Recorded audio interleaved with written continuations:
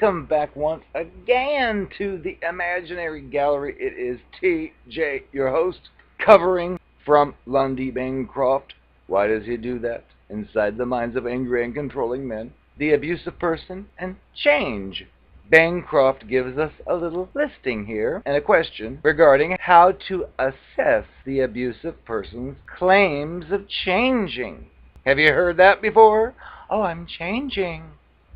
Question number 19 he provides is, how can I tell if he's really changing? Then he proceeds to tell us that nobody's in a better position than the abused party itself to distinguish genuine progress from a window dressing. A lady may call Bancroft after her partner's been in the program for a few weeks. Her voice is edged with anxiety and hope to ask, "So, how is he doing? Do you think the program's working?" Now she's counting on the abuse expert to look deeply into her partner's eyes and read his potential. But Bancroft says he can't do it. He's got to push the umpiring back to her. He tells us that you are the only one who can judge your partner's change. There are men who join his group and they become model clients, getting the right answer and showing the appropriate emotion. Yet, when he talks to their partners, he finds that life at home is business as usual, or maybe has gotten even worse. Bancroft also says he works with other men who are cantankerous during meetings, but the report he receives from the front lines is that the partner's treatment is noticeably improved. What the client shows Bancroft doesn't matter very much.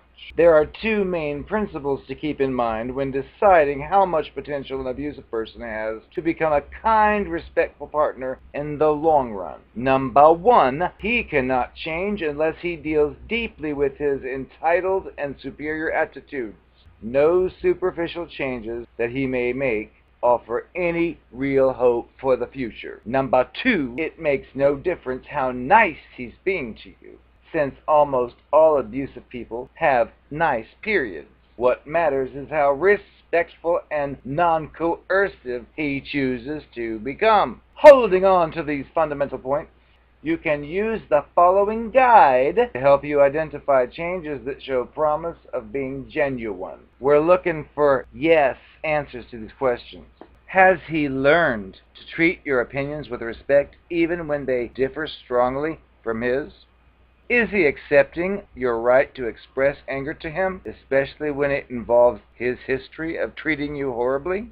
Is he respecting your right to freedom and independence? Does that include refraining from all interference with your friendships and giving up the demand to always know where you're at and who you're with?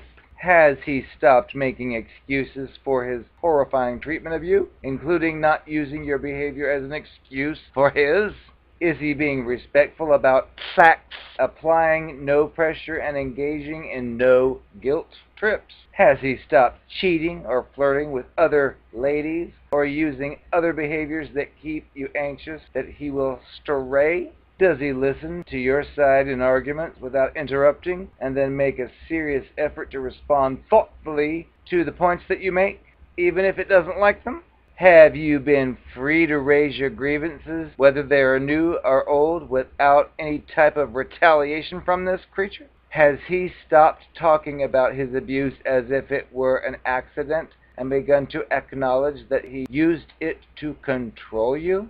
Is he actually responding to your grievances and doing something about them? Like, for example, if you say, "Hey, I don't like the way you ignore my children," is he now paying attention to them? Has he greatly reduced or eliminated his use of controlling behaviors, such as sarcastic statements, rolling of eyes, loud, disgusted sighs, talking over you, using the voice of ultimate authority, and other demonstrations of disrespect and superiority during the conversations and arguments? When he does slip back into controlling behavior, does he take you seriously when you complain about it and then keep on working upon improving? Is he being consistent and responsible in his behavior, taking into account how his actions affect you without having to be constantly reminded? Is he acting noticeably less demanding, less selfish, and or less self-centered? Is he being fair and responsible about money, including allowing you to keep your own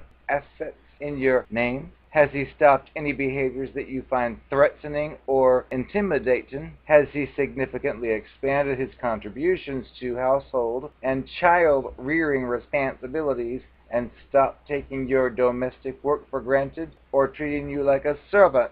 Has he begun supporting your strengths rather than striving to undermine them? Have you had any major angry arguments with him in which he has shown a new willingness to conduct himself non-abusively? Mr. Bancroft tells us that any no answers to any of these questions are signs that there's work that your partner still needs to do. If he's committed to changing, he'll take you seriously when you voice your continued concerns, and he will acknowledge that he needs to continue working on his attitudes and habits.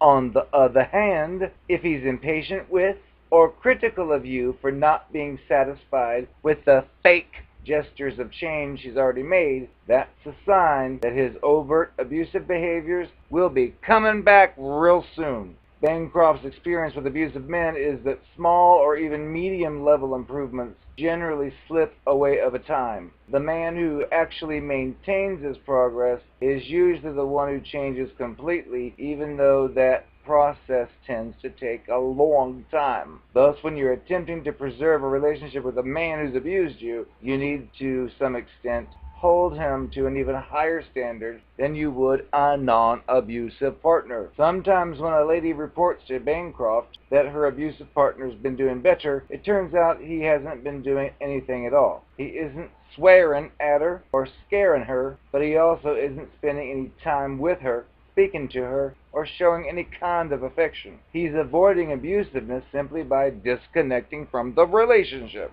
As a partner of one of his clients said to him, it's like he's got two gears, angry and neutral. Distancing himself can be worse than avoidance. It can be a way to punish you for putting your foot down about the way he treats you. A certain number of Bancroft's clients leave their partners once they realize that their abuse really isn't going to be tolerated anymore. But the more typical approach is to remain physically present, but to retool the machinery to churn out passive aggression instead of open hostility. He learns how to hurt her through what he doesn't do instead of through what he does do. The previous questions can help you distinguish between genuine change and an abusive man's pattern of going through a good period.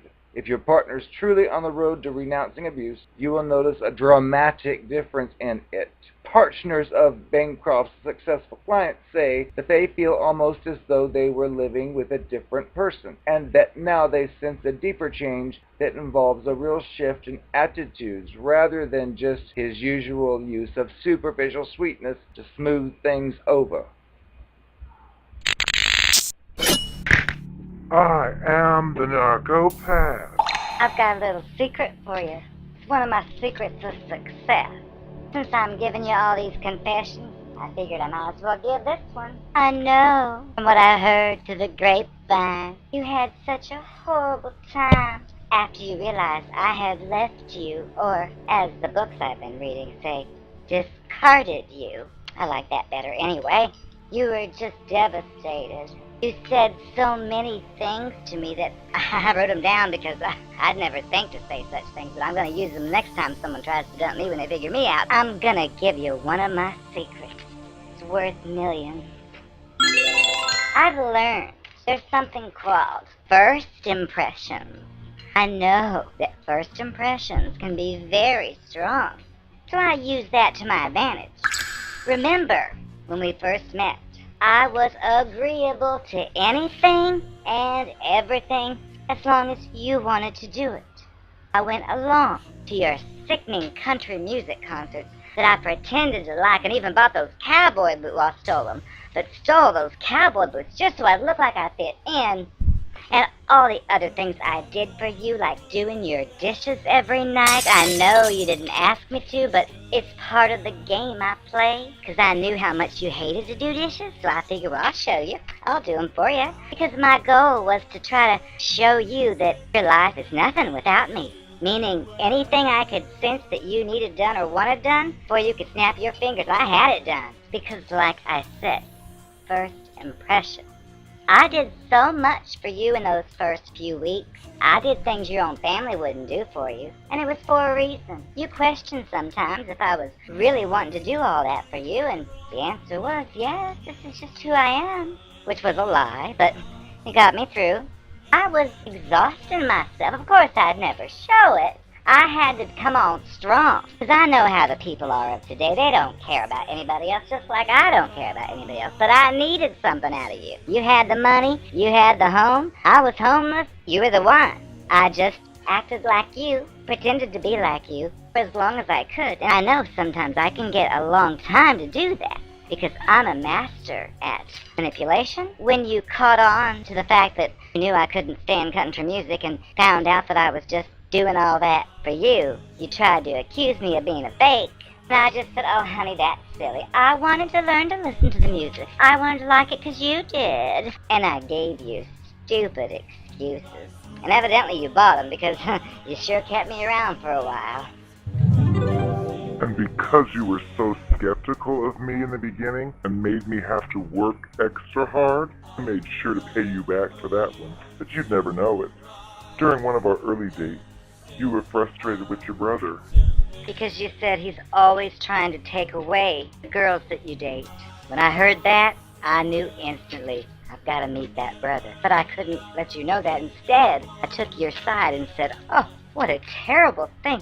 How could your own brother try to take away one of the girls that you worked so hard to find? Well, I tell you what, I would never do that to you, no matter how hot your brother was. What a terrible thing. That earned me some more points. I just didn't mention it, continued to flirt. You liked the attention I gave, and you kept wanting to see me. My plan was working. I knew it was only a matter of time before a big family event occurred, and you were so proud of me you wanted to take me and show my beauty off to him. I figured family, brother.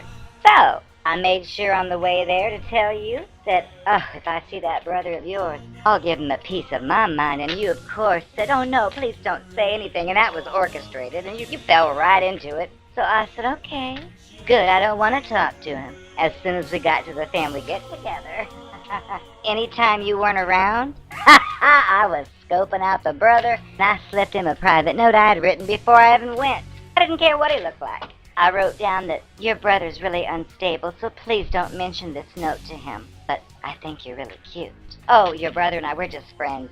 Don't listen to what he says. If he tells you we're in love, he's lying. Well, guess what? I gave him my phone number. And guess who called the very next day? I knew you were devastated by that chick that your brother stole from you a few years back, and you even said you hadn't talked to him for several years because of it, and finally got over it. I wanted to recreate that magic. So I told you and acted like I didn't like him in front of you. But the moment your back was turned, my tongue was down his throat, and his tongue was in my Virginia. Ooh! I know you love to hear this, but you always suspected something was going on with us. You caught a few nuances of some of our little winks and things. But I just told you, oh, honey, you're paranoid and crazy. Guess what? You weren't. He and I were getting it on any time you were gone. You deserve it. You made me work hard at the beginning. Or even